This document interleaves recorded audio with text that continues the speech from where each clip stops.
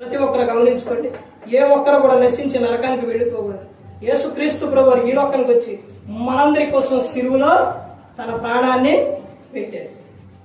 ఆయనతో ఎప్పుడు నిత్యం కూడా సహవాసం కలిగి ఉన్నప్పుడు నువ్వు ఆనందంగా ఉంటావు, సంతోషంగా ఉంటావు. నీ ఏ బాధ అయినా, ఏ సమస్య అయినా, ఏదైనా దేవునికి చెప్పుకున్నప్పుడు యేసుక్రీస్తు ప్రభువు ద్వారా ప్రతి అవసరం కూడా తీరుస్తావు.